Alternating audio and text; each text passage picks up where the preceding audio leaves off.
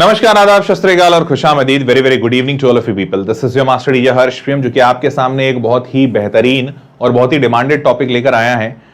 Topic ये है कि बच्चे अब्रॉड कैसे पढ़ सकते हैं और एक्चुअली में अब्रॉड पढ़ने का सच क्या है, ये जानना बहुत जरूरी है। क्योंकि एक बात तो साफ समझ में आ रही है, इंडिया में 148 करोड़ की आबादी है।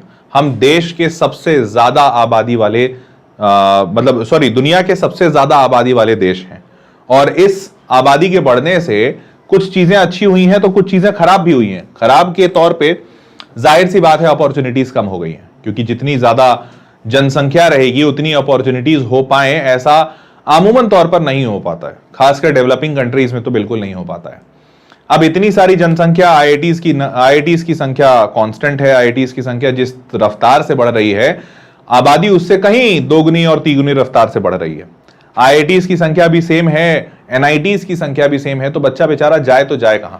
बच्चे को अच्छी शिक्षा प्रणाली चाहिए।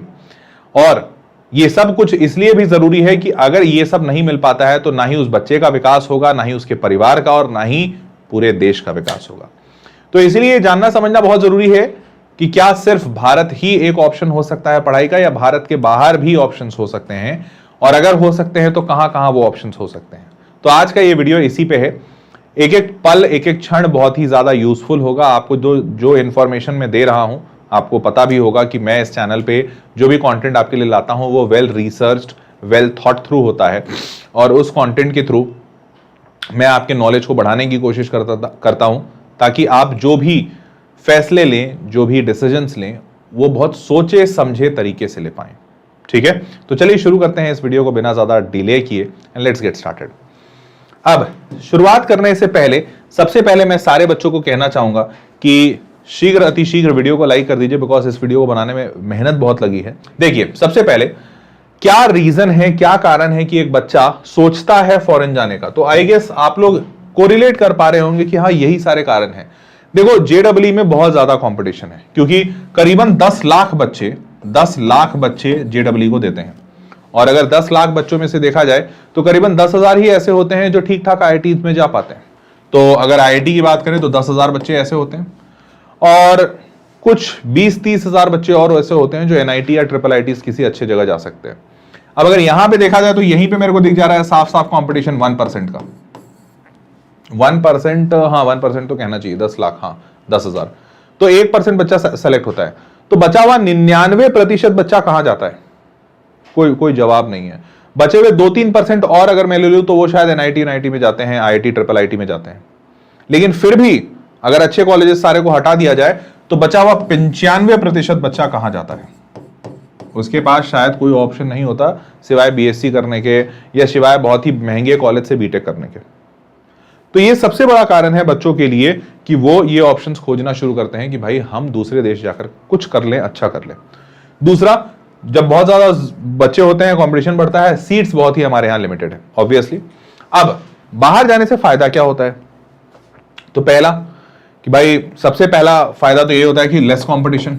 वहां पे कंपटीशन इसलिए ज्यादा कम हो जाता है कि क्योंकि 2 कारण है। पहला कारण आपको ये बता दूं कि हमारे से ज्यादा पॉपुलेशन कोई दुनिया में किसी देश में है नहीं।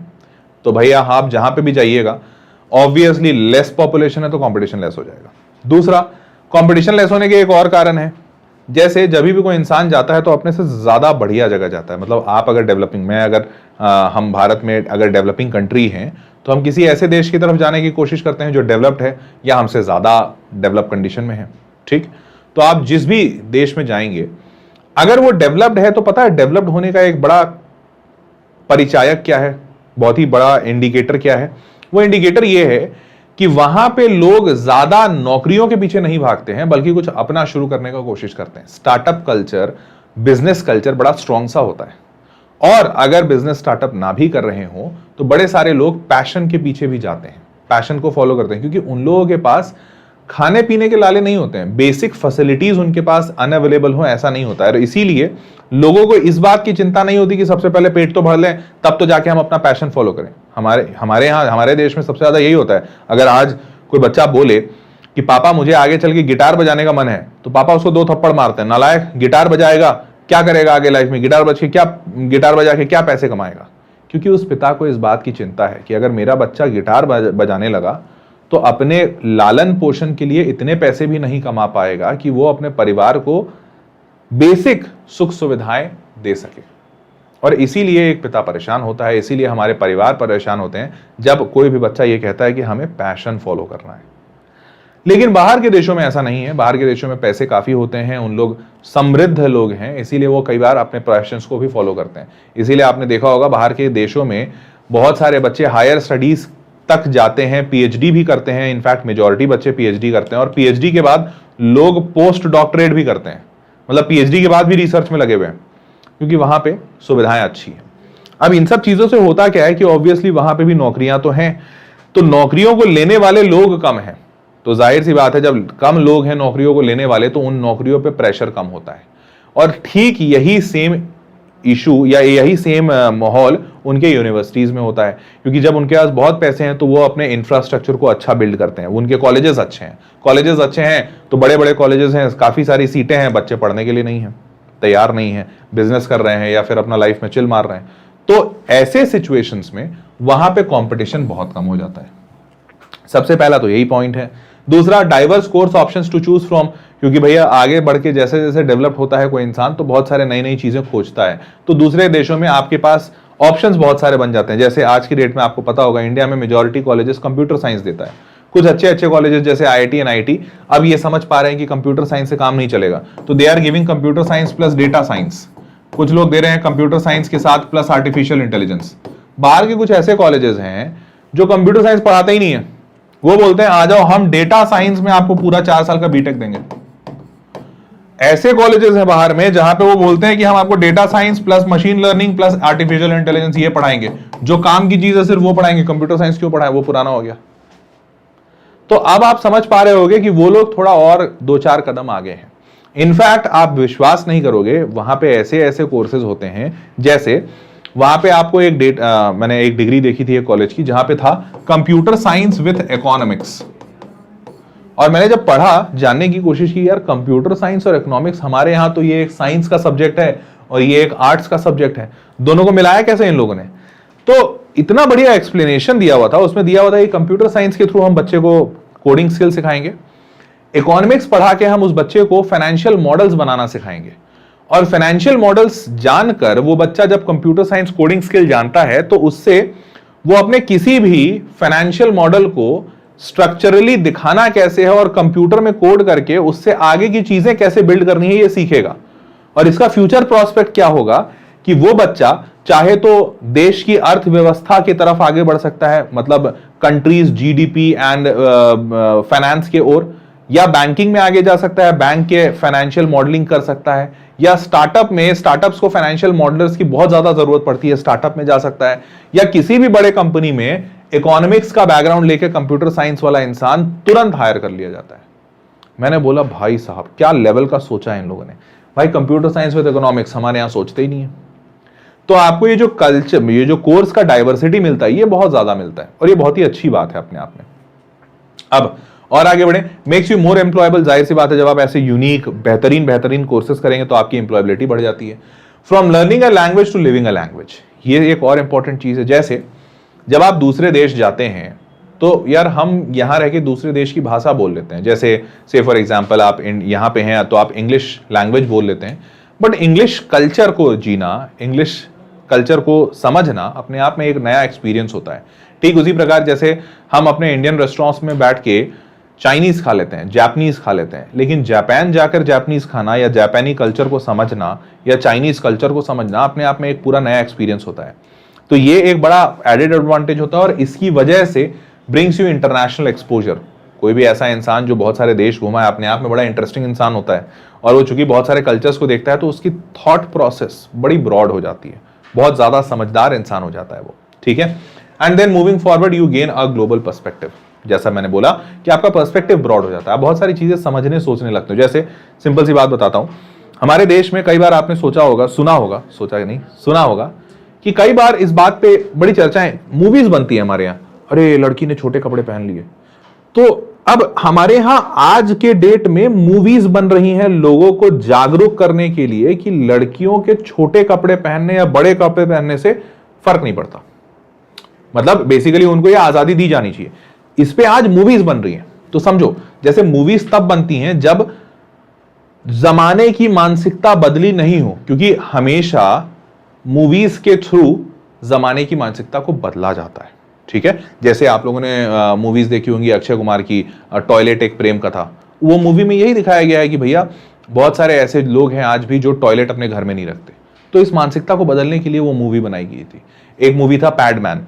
तो वो पैडमैन मूवी इसलिए बनाई गई थी कि भाई सैनिटरी नैपकिन्स को लेकर आज भी बहुत ज्यादा टबू है पूरे देश में। तो भैया लड़कियों को सैनिटरी नैपकिन्स दी जानी चाहिए, उनको कपड़ा इस्तेमाल नहीं करना चाहिए, सैनिटरी नैपकिन्स की तरफ बढ़ना चाहिए। अब ये मूवीज क्यों बनाई जाती हैं? ऐसा थोड़ी है कि जो बैठे हुए मूवी डायरेक्टर्स हैं उनको समझ नहीं आता, वो कुछ भी बना देते हैं। नहीं, उनको पता है कि देश का आज भी एक अच्छा खासा तबका इन बातों से दूर है, अभिज्ञ है, इसीलिए वो इन मूवीज के थ्रू उनको मैसेजेस देते हैं। तो आज हमारी मूवीज तो ऐसी बनती है ना जहां पे लड़कियों के कपड़ों पे बातें होती है, लेकिन आप जब विदेश जाएंगे, जब डेवलप्ड कंट्रीज की तरफ जाएंगे, उनके यहाँ यह मुद्दा ही नहीं है, क्योंकि उनके देश में कोई ऐसा नहीं सोच रहा। कोई ऐसा नहीं सोचता कि लड़की कपड़े छोटे पहनी है, लड़के के बाल लंबे हैं तो उससे फर्क पड़ता है। किसी लड़के ने यहाँ पे वो आईब्रो छिदवा रखा है, किसी लड़की ने ऐसे होठ में पिन डाल रखा है, और किसी के लड़के के बाल रंग काले से हरे हो गए हैं। दे डोंट मैटर, बिकॉज शारीरिक अपीयरेंस उनके लिए मैटर नहीं करता। वो इतना ज्यादा आगे जा चुके हैं। और आप सोच के देखिए, जब आप यहां रहेंगे तो हमारे तरफ जैसे मान लो 50 लोग बोले, तुम क्या हो जी, ब्राह्मण हो, बनिया हो? अच्छा, नहीं नहीं हम राजपूत हैं। अच्छा, आप क्या है सिन्हा साहब? अच्छा, लाला जी हैं। ओ अच्छा अच्छा, नहीं नहीं वो पांडे जी, वो बनिया है, सॉरी वो ब्राह्मण है, ब्राह्मण। तो अब जब यार इंसान चारों तरफ ये सुन रहा है, अच्छा आप क्या हैं? ब्राह्मण हैं। अच्छा आप राजपूत हैं। तो दिमाग में क्या आता है? यही आएगा ना कि यार नहीं, कास्ट इंपॉर्टेंट है, अरे पूछ लेना चाहिए। जब आप तुम्हारे सामने भी आएगा कोई इंसान, नर्मदेश्वर मिश्रा, अच्छा आप मिश्रा जी हैं, ब्राह्मण लगते हैं। अबे सोच के देखो, कोई इंसान तुमसे मिलने आया, तुम्हारा पहला थॉट, लाइन ऑफ थॉट क्या है? कि सामने वाला ब्राह्मण है कि राजपूत है। अब यही चीज तुम जब उस देश में जाओगे, तो जब सामने वाला इंसान आएगा, वो इंट्रोड्यूस करेगा, तो प्रोबेबली वो बताएगा I am a PhD from Yale university. तो आप पूछो, oh you are a PhD from Yale university, okay, so where have you been living? So I live on the outskirts of California, something of that sort. बातें बदल जाती हैं। फिर वहां पे लोग ये नहीं पूछते, अच्छा आप मिश्रा जी हैं? ओ नहीं नहीं हम तो पांडे हैं, पांडे। ओ अच्छा आप चौबे हैं? ओ नहीं हमारे वो देखिए वो दुबे जी हैं।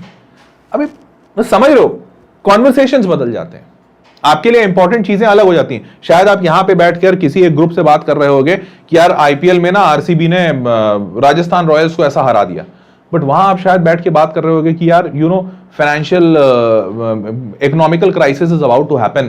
I guess we all should take our money back from the stock market and we should keep it safe in the liquid funds. अब जब डिस्कशन लिक्विड फंड्स और इकोनॉमिक्स की हो रही है और फाइनेंशियल क्राइसिस की हो रही है, तो आपका जो थॉट लेवल होगा, और जब आपके डिस्कशंस हो रहे हैं कि आरसीबी वर्सेस राजस्थान रॉयल्स में कौन जीतेगा, तो पूरा मामला बदल जाता है। And that is where you gain that global perspective. क्या बातें करते हो आप, आसपास किन लोगों से मिलते हो, बड़ा मसला है। मतलब ये बहुत ही इंपॉर्टेंट सा फैक्टर बनता है। ठीक है, चलिए आगे बढ़ते हैं, वीडियो लाइक करते चलिए। अगला, an experience of a life time. ये तो अनडाउटेडली है, जैसे मैंने बताया, क्योंकि जैसे, और ये पता है, ये जो मैं बातें बोल रहा था ना, तो फ्रैंकली बताऊं तो मैं उम्मीद करता हूं ये वाला वीडियो मेरा कोई नहीं देख रहा होगा, मतलब कोई मेरे घर परिवार वाला ना देख रहा हो। तो कई बार ऐसा होता है, जैसे मैं कभी अपने होम टाउन ट्रैवल करता हूं, तो होम टाउन ट्रैवल करता हूं ना, तो I won't name the relations, लेकिन कुछ ऐसे मेरे घर में जो बड़े बुजुर्ग हैं, वो कभी मेरे साथ बैठते हैं कि और हर्ष जी बताइए क्या हाल चाल, या और बेटा हर्ष क्या चल रहा है, सब बढ़िया, पढ़ा उड़ा रहे हो, सब अच्छा? हाँ हाँ सब अच्छा पढ़ा रहे हैं। तो उनकी बातें क्या होती है, और तुम्हारे यहाँ यार भिंडी कैसे मिल रहा है? भिंडी पता नहीं भिंडी कैसे मिल रहा है। अरे नहीं यार यहाँ भिंडी बहुत महंगा हो गया, पता है अभी इतना चोर सब है ना, ये सब्जी वाला सब। तुमको पता है पिछले दिन, कल हम लेकर आए हैं भिंडी, 30 रुपए किलो दिया है, और आज आग लगा दिया है भाई, आग लगा दिया है, 60 से नीचे कोई भिंडी नहीं दे रहा है। बोले लाइक व्हाट शुड आई से? मतलब फ्रैंकली अगर मैं बताऊं तो मेरे को भिंडी का रेट पूछे हुए पता नहीं कितने जमाने हो गए। बट और एक और अच्छी फैक्ट की बात बताता हूं, तो कोई एक ऐसी मेरे फैमिली में, रिलेशन में, he used to ask me a lot, मतलब मैं जब भी उनसे बात करूं तो यार कभी भिंडी का दाम पूछ रहे हैं मेरे से, कभी बैगन का दाम पूछ रहे हैं, दिमाग खराब। तो एक बार ऐसे ही मैं भी गया, मैं बैंगलोर में उस वक्त था। तो बैंगलोर में क्या होता है कि वो we don't buy vegetables from that local vendors. अब मैं किसी मॉल मतलब किसी सुपर मार्केट में गया तो सुपर मार्केट में सब चीज़ होता है, तो मैं ऐसे ही स्टार मार्केट में ऐसा घुस गया, टाटा का हमारे घर के बगल में था, तो मैं वहां पे गया एंड लिटरली चूंकि मैं 3-4 बार ये सुन चुका था, तो for the first time I saw the price tag on that bhindi कि भिंडी है कितने का, and then I saw 78 rupees KG. Like मैं अपनी वाइफ को बोला हनी हम ये भिंडी नहीं खाएंगे, 78 रुपए किलो है। एंड माई वाइफ लाइक क्या पागल हो गए हो क्या, आप पहली बार ऐसे भिंडी का दाम कब से देखने लगे, आप तो आज तक भिंडी का दाम देखे नहीं। लाइक ओ मैन, ये मेरे अंदर का बिहेव चेंज हो रहा है, क्योंकि होता है आसपास की बातों से। और तब मेरे को पहली बार ऐसा महसूस हुआ कि उस दिन मैंने सारी चीजों के दाम देखे, भिंडी 78 रुपए किलो है, उधर बैगन 50 रुपए किलो है, and I was able to correlate, अच्छा उन्होंने ऐसा बोला था, इतने रुपए किलो है। तो ये एक्सपीरियंस आपको आसपास के लोगों से होता है। ऑन द कॉन्ट्ररी, जब मैं अब जैसे मैं जो मैंने बताया मैं घर जाता हूं, तो कई बार मेरे से ऐसे ही कॉन्वर्सेशंस होते हैं, तो मैं हमेशा ऐसे कोने में बैठा रहता हूं, चुपचाप बैठा रहता हूं। तो मेरे को दूसरे लोग पूछते हैं यार तुम ज्यादा बात नहीं करते हो, यूट्यूब पे तो तुम बहुत चाय चाय चाय चाय करते रहते हो, यहां जाके बात नहीं करते हो। अब मैं उनको कैसे समझाऊं कि मैं आपसे बात करूं भी तो क्या करूं, ये भिंडी और टिंडे के दाम बताऊं, मेरे को पता ही नहीं रहते हैं। और मैं अगर आपसे बात करूंगा स्टॉक मार्केट में, यार वो शेयर ऊपर चला गया, यूएस बता रहा है फाइनेंशियल क्राइसिस आने वाला है, इकोनॉमिक मेल्टडाउन होगा। इंडिया लेकिन बहुत ही प्रोन है इससे, क्योंकि इंडिया का जो इकोनॉमिक ग्रोथ है वो बहुत ही बढ़िया है, 3% पे चल रहा है। तो अब ये सारी बातें मैं आपको बताऊंगा या किसी ऐसे इंसान को बताऊंगा जिसके दिमाग में भिंडी और टिंडा भरा हुआ है, क्या समझ आएगा। तो आई एम लाइक चुपचाप बैठे रहते हैं। तो ये एक्सपीरियंस ऑफ लाइफ टाइम आपको अब्रॉड जाकर आता है, ठीक है ना। Moving forward, benefits of studying abroad, expose to an international way of learning and working at an early stage. और ये सबसे और बढ़िया चीज है, जैसे यहाँ पे ना मैंने इंडिया में क्या मतलब मैंने देखा है, और ये सारी चीजें मेरे को कैसे पता चली जब मैं बैंगलोर गया। तो यहाँ पे क्या होता है ना, हमारे इंडिया में हमारे कल्चर में हम लोगों को जज बहुत करते हैं। जैसे कोई लड़का है, hi how are you guys, तो तुरंत खाना फुसी हो जाएगा, अबे देखना कैसे हिल हिल के बात करता है, hey guys hi what's up. तो पीपल विल स्टार्ट टॉकिंग, अबे देखना हिलता है, भाई कितना हिलता है, अबे लगता है ये वो है। Now people start judging them, but no one would ask कि भाई तूने किया क्या है, तूने पढ़ाई क्या की है, अच्छा before this organisation where have you been working.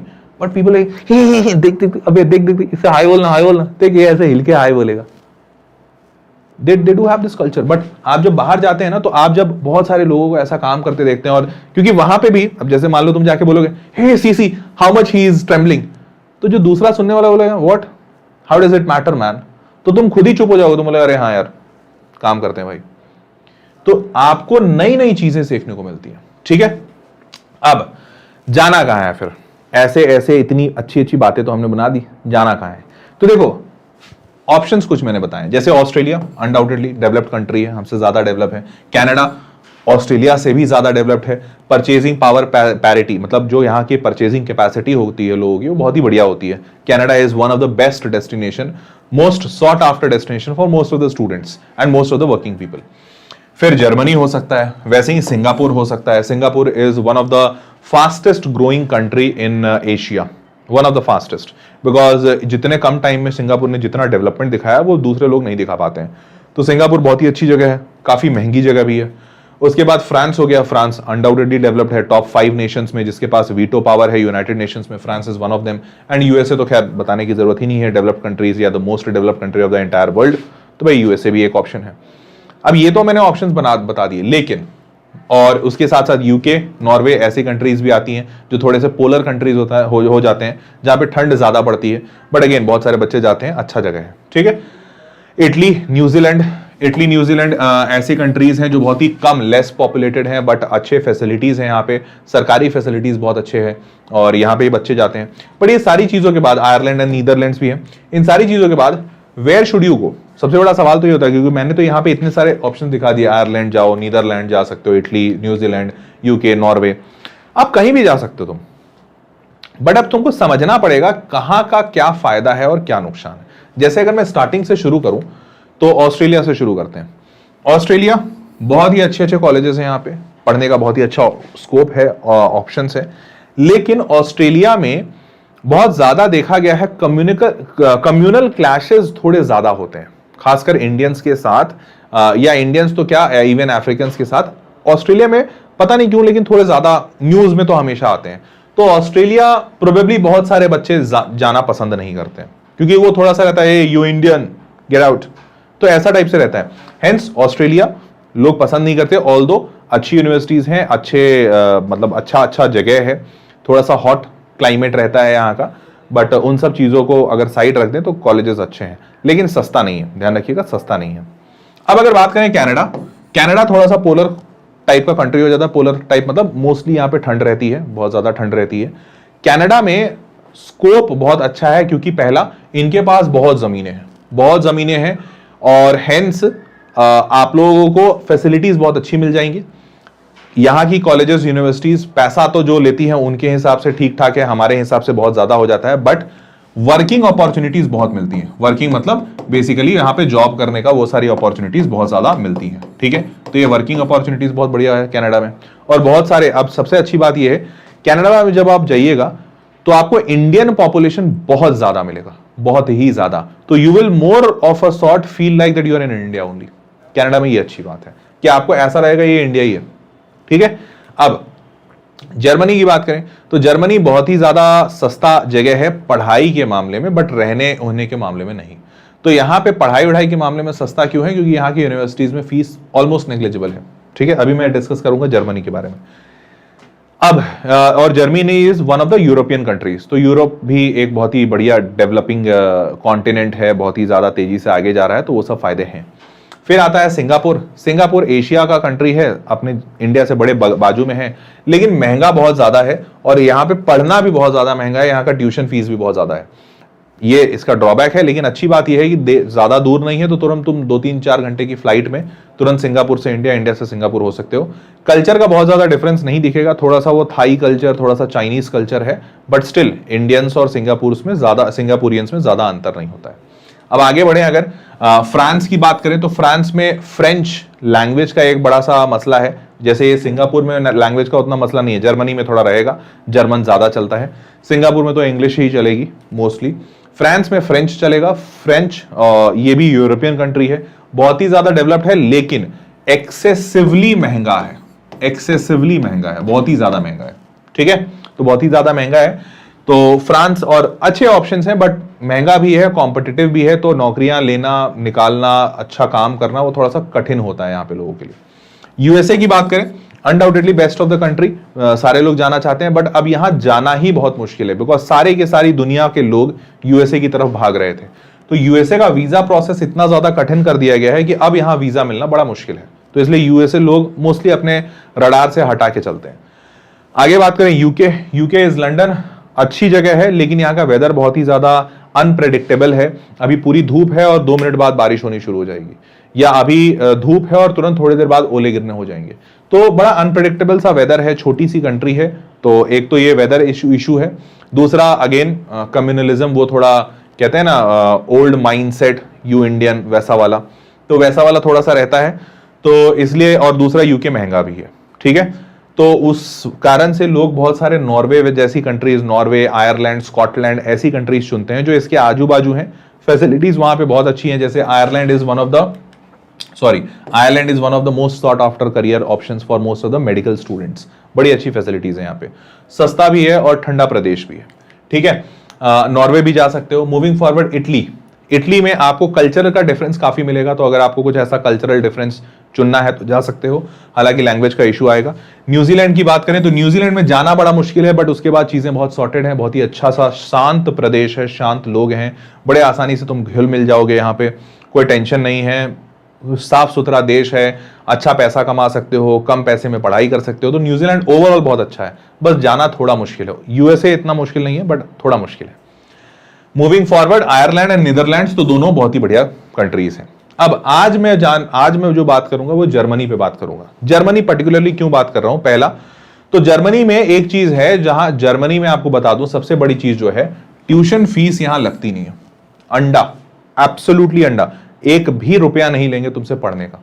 तो ये सबसे बड़ा प्लस पॉइंट हो जाता है। भाई तुमको बैचलर्स करना है, मास्टर्स करना है, जो कर लो। वहां पे पब्लिक यूनिवर्सिटी जो सरकारी कॉलेजेस होते हैं, जैसे हमारे यहाँ IIT है, NIT है, ये सरकारी कॉलेजेस में फीस लगती नहीं है। अब तुम बोलोगे सर हमारे यहाँ IIT NIT में जाना कितना मुश्किल है, वहां पे भी मुश्किल होगा।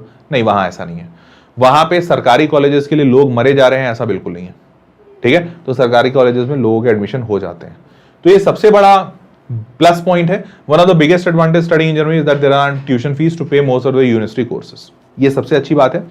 ऑल्दो इसके पीछे छुपा हुआ एक सच है, जिसके लिए ये पूरा मैं आपको अच्छे से एक्सप्लेन कर रहा हूं, और इसके थ्रू मैं ये बताना चाहूंगा कि जैसे जर्मनी मोस्ट ऑफ द बच्चे जाना चाहते हैं, बट इसके हर एक प्रोज एंड कॉन्स को आपको सोचना जरूरी है।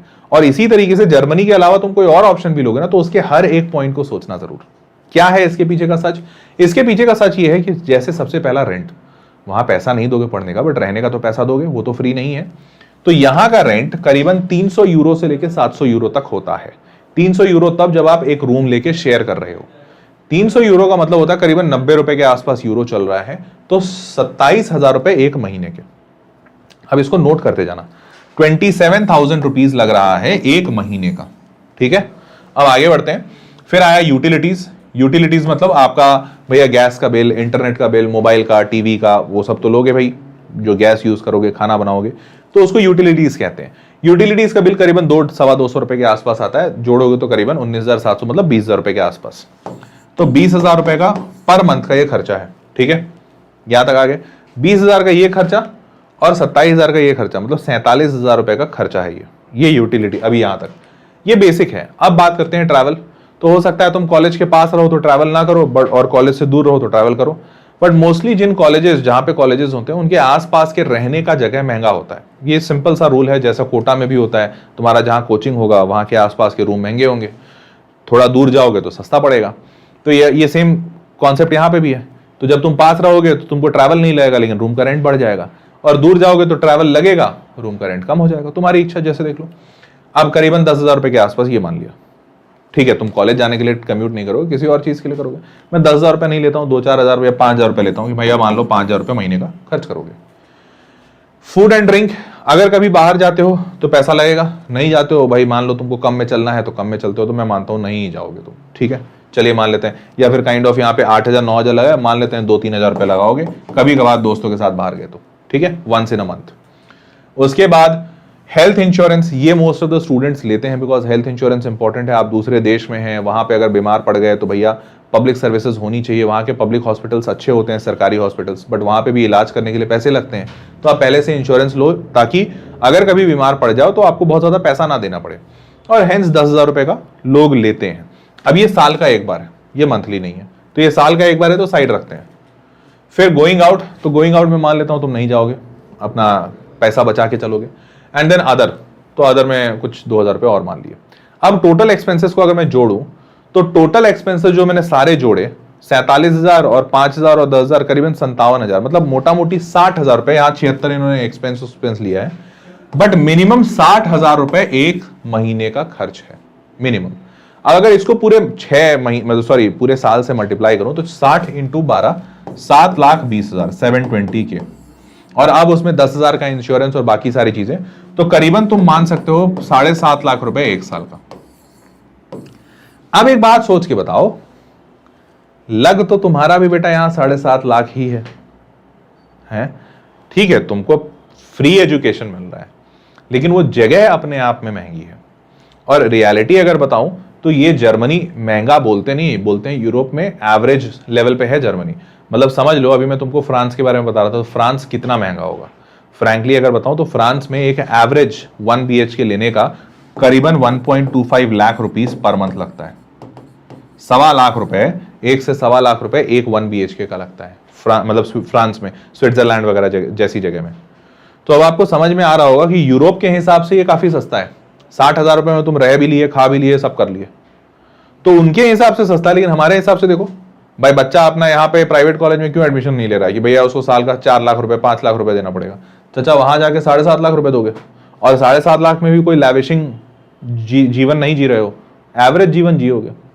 समझ रहे हो? तो ये एक सच है जिसको जाने के पहले समझना बहुत जरूरी है कि वहां का कॉस्ट ऑफ लिविंग क्या है। और ये सारा डेटा आपको इंटरनेट पे मिल जाएगा। थोड़ा सा सर्च करना होगा। तो अगर आप बाहर जाने का सोच रहे हैं, तो अगर आप इतना खर्च कर सकते हैं तो जाइए। हाँ, इतना खर्च कर रहे हैं तो कई बार बच्चा ये भी सोचता है फिर देश में ही पढ़ ले, पढ़ सकते हो। इनफैक्ट इससे कम पैसे में अच्छे अच्छे कॉलेजेस, वीआईटी, एसआरएम ऐसी जगहों पे हो जाएगा।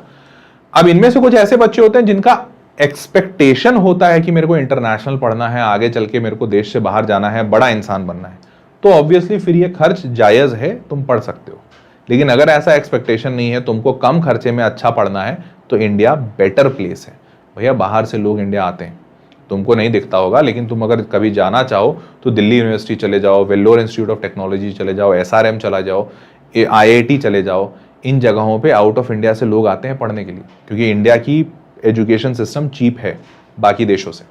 समझ रहे हो? मतलब चीप इन द सेंस, लोग ऐसे नहीं कंपेयर करते हैं कि अरे कॉलेज में कितना पैसा लगेगा। जर्मनी में कॉलेज में कम लगता है, लेकिन देखो बाकी सारी चीज़ों में इतना पैसा लग गया। इंडिया में 2 लाख रुपए लेते हैं पढ़ाने का 1 साल का, लेकिन बाकी रहने होने का भी मिला के 2-3 लाख रुपए ही होता है, तो 5 लाख रुपए में हो जाएगा तुम्हारा पूरा, तो वो ज़्यादा चीप है। समझ गए? तो ये एक बेहतरीन उदाहरण है। अब इन जगहों पे जाने के लिए आपको करना क्या पड़ेगा? तो भैया सबसे पहले यहाँ लोग लैंग्वेज का टेस्ट लेते हैं। तो लैंग्वेज का जो टेस्ट लेते हैं वो मल्टीपल टेस्ट होते हैं, आईलेट्स होते हैं, टोफेल्स होते हैं, वो सब मैं दिखा दूंगा। तो depending on the university you can pick German university is required either a certificate from German language, या फिर आप इंग्लिश का भी टेस्ट दे सकते हो। बहुत सारे लोग यूनिवर्सिटीज इंग्लिश मानती हैं, बट कुछ ऐसी यूनिवर्सिटीज हैं जिनमें जर्मन मैंडेटरी है, तो आपको जर्मन का सीख के उनका एक टेस्ट पास करना होगा। और अगर नहीं, तुम्हारा वाला यूनिवर्सिटी इंग्लिश लैंग्वेज मान जाए तो बल्ले बल्ले, फिर इंग्लिश दे दो उसका टेस्ट। जर्मन अगर सीखना है तो German language proficiency test pass करना होगा, उसका नाम है टेस्ट डैफ, कुछ तो लिखा हुआ है, मैं पढ़ नहीं पा रहा हूं। तो ये वहां पे सीखना पड़ेगा। और नहीं तो अगर इंग्लिश हो गया तो इंग्लिश के लिए तो आईलेट्स और टोफेल और आईलेट्स होता है। इस एग्जामिनेशन से तुम दूसरे देशों में भी जा सकते हो, बिकॉज हर देश में इंग्लिश का टेस्ट तो लगता है वहां पे जाने के लिए या पढ़ने के लिए। ठीक है, moving forward, graduate record examination GRE या फिर GMAT, ये 2 एग्जामिनेशन होते हैं जो 90% देश एक्सेप्ट करते हैं, अपने पास एक्सेप्ट करने के लिए बच्चों को पढ़ाई के। तो GRE या GMAT तुमको क्वालिफाई करना होगा, जिसके थ्रू आप जा सकते हो। ठीक है, और एक सबसे इंपॉर्टेंट बात, जर्मन के जो पब्लिक यूनिवर्सिटीज है, मतलब जो सरकारी कॉलेजेस हैं, वहां पे पढ़ने के लिए बच्चे का 13 साल का स्कूलिंग जरूरी है। हमारे इंडिया में 12 साल की स्कूलिंग कराई जाती है, क्लास 1 से लेके 12 तक। तो 13 साल की स्कूलिंग ऑन पेपर दिखती नहीं है बच्चों की। और जब 13 साल की स्कूलिंग बच्चों की नहीं दिखती है, तो इसकी वजह से वहां पे एक एग्जामिनेशन होता है, have to undergo a foundation course called Studienkolleg, जो भी है, इस फाउंडेशन कोर्स से गुजरना पड़ता है 1 साल का। तो ये सारे कुछ ऐसे पॉइंटर्स हैं जो हिडन है, छुपे हुए रहते हैं, बच्चों को सिर्फ ऊपर से दिखाया जाता है। इवन जर्मन यूनिवर्सिटीज के एडवर्टीजमेंट्स आते हैं तो उनको ये दिखाया जाता है कि भाई हम तो फ्री में पढ़ा रहे हैं, आ जाओ हमारे पास, बट वो रियलिटी में फ्री इतनी सारी चीजों से गुजरता है। तो इसलिए इन चीजों को थोड़ा देख कर समझ कर आगे बढ़िएगा। ठीक है, डॉक्यूमेंट्स क्या क्या चाहिए? तो भैया आपका पासपोर्ट होना चाहिए, मार्कशीट, ग्रेजुएशन का लेटर ऑफ रिकमेंडेशन, ये इंपॉर्टेंट चीज होता है, और स्टेटमेंट ऑफ पर्पस, ये दोनों चीजें इंपॉर्टेंटली वो देखते हैं। इसको कई बार लोग प्रोफेशनल राइटर से भी लिखवाते हैं। Scores of the German English test, score cards of entrance examination, curriculum, resume, proof of financial resources and student visa, ये भी बड़ी इंपॉर्टेंट डॉक्यूमेंट है। फाइनेंशियल रिसोर्स मतलब आपके पास पैसा दिखना चाहिए इनको, जितना मैंने बताया ना 7.5 लाख रुपए, तो अगर आप 4 साल के लिए जा रहे हो वहां पे, तो 7.5 × 4 30 लाख रुपए आपके अकाउंट में है कि नहीं, उसका आपको डॉक्यूमेंटेशन प्रूफ देना पड़ेगा इनको, कि आप 30 लाख रुपए आपके पास या आपके माता पिता के पास है, प्रूफ दिखाओ, तभी हम तुमको बुलाएंगे, नहीं तो वीजा अलाउ नहीं करेंगे लोग। क्योंकि अगर मान लो तुमने दिखाया मेरे अकाउंट में सिर्फ 5 लाख है, ये बोलेंगे यार वहां तो 7.5 लाख का खर्चा है, फिर तुम यहाँ आके रहोगे कैसे?